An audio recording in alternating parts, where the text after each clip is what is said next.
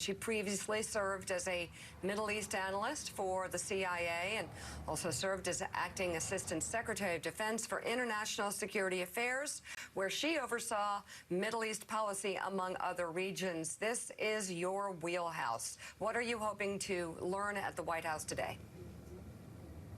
Yeah, I mean, I'm looking for two things. First is the substance. You know, what does the intel reporting say? What's the veracity of the reporting? How many sources do we have? What do we know? How long have we known it? Have we been able to verify it? And then the process. You know, we know that the White House seems to have discussed this amongst themselves at the staff level. They had a menu of options to try and think this through.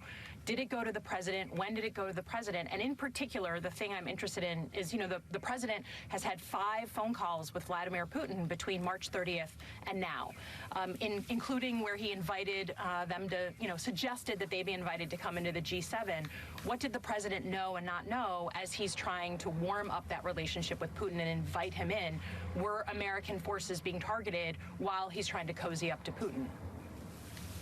So in your assessment, if this piece of information was available to intel agencies, that Russia, the intelligence service of Russia, was using Taliban-backed militants to attack American forces in Afghanistan, would that piece of information rise to the level of telling the president?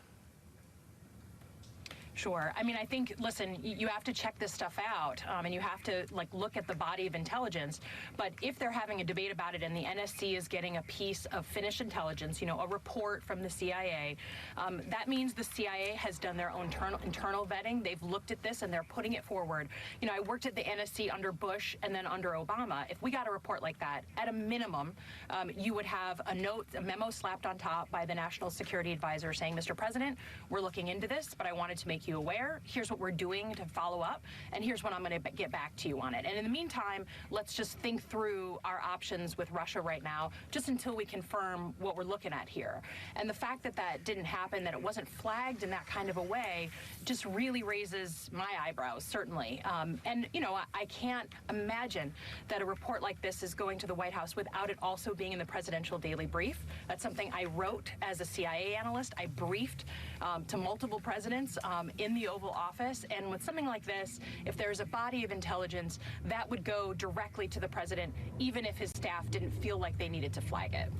Have you heard anything? Is there any buzz as to any sort of legitimate explanation for the president not knowing this, other than, you know, incompetence or frankly being compromised or corrupt in some way? What is there any sort of legitimate reason why this wouldn't have risen to the president and stuck with him?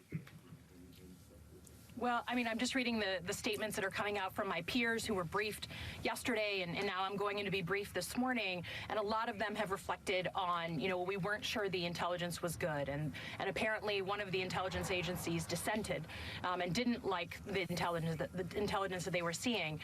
So that seems to be kind of the new thing coming out, and, you know, I can't make an independent judgment on that because I haven't heard the brief.